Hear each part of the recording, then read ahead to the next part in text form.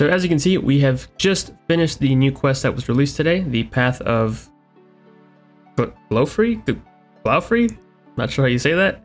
But with it, we have unlocked a new Slayer dungeon, and along with that, we have unlocked 2 new Slayer monsters. So we have the Warped Terrorbird and the Warped Tortoise.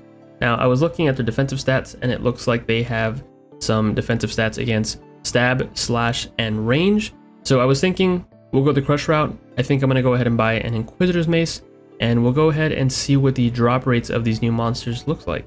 We're going to do 1,000 of each, or 500 of each. I guess if we're able to get a staff drop from one of the monsters in 500 kills, then I'll probably switch over to the other one, because I believe they both have the staff drop on their table. So yeah, we'll see how they perform. Alrighty, so the mace has been purchased, and I do believe I have my setup ready. Like I said, I have 0 experience killing these monsters, right? This is the first time I'm killing them, so this is just a setup that I'm going to be using. Obviously, you can, change it up or do whatever you have access to. Whenever I went to the dungeon, I saw a bunch of different setups. I saw people using mage, range, justy, bandos. There's a bunch of different ways you can kill them, so don't feel like you have to get exactly what I'm using. This is just what I think is good. But yeah, let's go ahead and kill these new monsters. Let me go ahead and show you how to get to the new area. It's actually accessible through the spirit tree. They've added a new option on there. It's option number 6, the Poison Waste. Now, of course, you do have to complete the quest first before you get access to this teleport, so make sure you do that. Oh, and one thing that I just got reminded of because of seeing that guy right now. We need a Slayer helmet, because I think they have some sort of attack that does damage if you're not wearing a Slayer helmet, so let me go swap that real quick. I went to world 415 because it's a skill total world. It's 2200, and there's still a lot of people there. Yeah, but to be fair, I did do this quest kind of late. I didn't do it like on release. It had, a few hours have passed, so yeah. And it's not a long quest either, so understandably there's already a bunch of people farming these new bosses, which I don't know if there's a reason to do that. Yeah, really their only drop is a magic staff that's worse than the Trident of the Swamp. So yeah, I don't really think these are worth farming, but we'll see. We'll take a look at the drop table. There is a lot of places you can kill them though. Like this place is actually huge. So obviously you'd probably want to kill them here just because it's closer to the entrance, but you can keep going further if you want to kill them and there's no space. Looks like my main world is actually free, so I'll go ahead and do that. It's been so long since I've done Slayer with a cannon. It's weird seeing 45 in there. Luckily, the loot tracker is keeping track of the kills, so we won't have to be doing any of that stuff ourselves. These are actually dying extremely quick. Also, something to note, earlier you saw that I was getting attacked by all of them at once with ranged. If we protect from range... Oh, he used it. I guess they attack once, and then if they hit you while you're protecting against that attack, they switch. That's why they're not using their range attack. Well, they do for the first hit, or second hit maybe. There we go, and then they just try melee. So between both attacks, like which one I recommend praying against, I was going to protect against melee just because we have better range defense in Bandos armor, but like I said, if you're praying melee, then they all attack you with range, so you're getting hit by all of them at the same time. Whereas if you pray range, they will attack you once or twice and then switch to melee, and since they're not next to you, they won't be attacking you all at once. So yeah, I guess range is the way to go here. And since we're not taking too much damage, I'll probably end up switching the setup.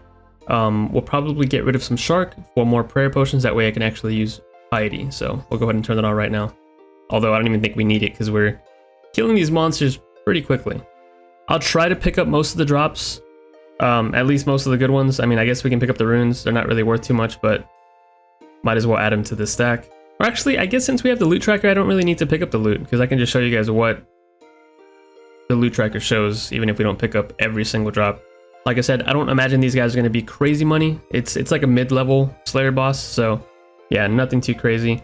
The unique that they drop is that staff. It's a new staff.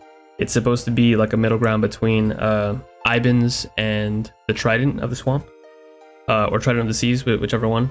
But it's actually kind of weird though, because I think the new staff is worse than Ibans up until a certain level, and then it becomes better. So yeah, I don't imagine the drop is going to be worth a lot. I checked on GE Tracker earlier, and it said that one had sold for like 300k already, so not big money, but we'll see. The wiki also does say that the drop is about 1 in 320, so it's not too rare. Something that the Desert Treasure 2 bosses could learn a thing or two from. Those rings are pretty rare.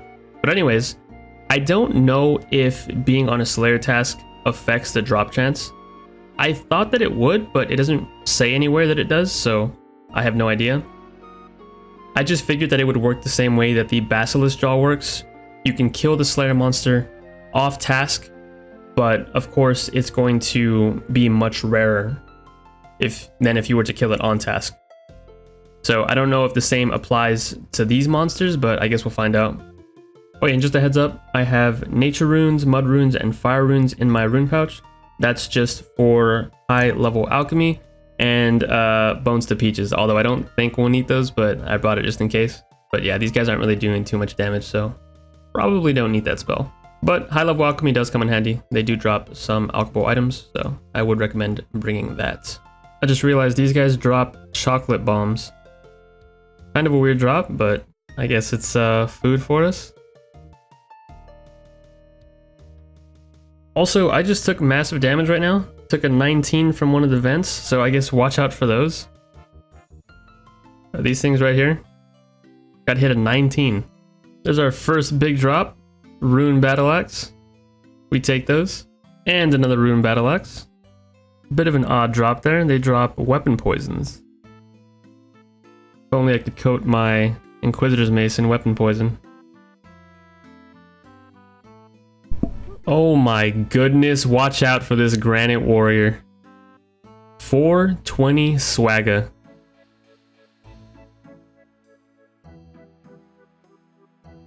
And there it is, Warped Scepter Uncharged. It only took us 161 kills. So either we are insanely lucky or there's no modifier to the drop rate if you're on a Slayer task. Oh, I can't even wield it until we charge it up. Okay. Well, from what I've seen so far, it doesn't look like it's going to be super powerful or super expensive. I guess we can go ahead and do a price check on GE Tracker really quick. Yeah, so if we check GE Tracker, it says that it's valued at about 240k. So not a huge drop, not really worth a lot, but you know, it's something, I guess. That is our second Warped Scepter at kill count 239. 2 in 1 inventory. I guess they're not that rare. Or we're just lucky. I think because we've already received 2 of them, and besides that, the drops aren't really that great. I think we'll just do 500 kills of these Terrorbirds, and then 500 kills of the tortoises. Originally, I was thinking we should do 1,000, but I mean, there's really no need to do 1,000 when we've already gotten the main drop that we were here for. I thought it was going to be a little harder to get, but I guess not. So yeah, we'll stay here for another 250 kills about. Just got another Warped Scepter at 319 KC. Yeah, I guess this weapon isn't that rare. I mean, at least that's what I'm telling myself. I'm hoping that I'm not using my good RNG or my good luck here at Warped Terrorbirds. But yeah, staff number 3, or scepter number 3. So this will be kill number 500. And then we can go ahead and see how much money we made. All right, so those 500 kills took us just under 2 hours, and this is all the loot we got. Luckily, I didn't really bank anything besides the staffs, I think. So all the loot is already here on our person. Let's go ahead and do a small price check of everything. Or at least of the stuff that we picked up and high-alked. Not everything was picked up, of course. Almost a mil in 2 hours, almost, basically. And that's without the staff drops that we got. We add those to the bunch, brings it up to 1.3. But I think these sell for like 200 to 300k. So we'll go ahead and go to the GE, sell them off. We'll keep one just to, I guess, mess around with. But yeah, there it is. Not bad. Pretty AFK. Very low effort, especially with the cannon. But of course, we did use a good bit of supplies. Supply tracker says that we used about 800,000 GP. In supplies, which is the super restores, the super combat divine potions, the runes for High Alch, and of course the cannonballs. So yeah, with this method, we got fast kills, but overall profit is really not too crazy. And then in case you were wondering where the new item is in the collection log, it's under the Slayer tab. If you go to the bottom right here, you can see that we've already received 3 warped scepters. I'm gonna go ahead and put 2 in the GE, and then we'll sell them for 240k. We'll see if they even sell for that. And they don't. I guess we'll put them in there for the market price, so we'll see what happens. All right, there we go. So they ended up selling for about 200k each, so not a huge drop. I do, however, want to test out this scepter and see what the animation looks like at least. We need Chaos runes and Earth runes to charge it up. All right, there we go. So the staff has been charged. You can see it's changed a little bit. That's what it looks like. I guess it's neat. It's different. No special attacks. Let's go ahead and test it out on the guards. Obviously, we're not in mage gear, so we're probably going to splash, but still, I want to see what it looks like.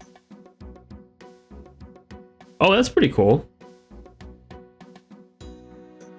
It's like a... It's kind of like the Leviathan attacks. We actually killed him. Wow. What's our mage bonus? Minus 46.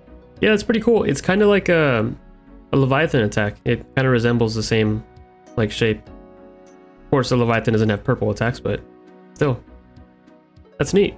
And just in case you were interested, if you were to pick up every single drop here at the Warped Terrorbirds, it's valued at just under 2 million GP. Here's also a look at the total XP that we got today. Do keep in mind though that some of this is from the quest reward. I forgot to reset the XP tracker after doing the quest, so yeah, that's mixed in there, but still pretty decent. I just want to say thanks for checking out the video, and thank you to all of my channel members. Once again, thanks for watching, hope you enjoyed, and as always, I'll catch you guys in the next episode.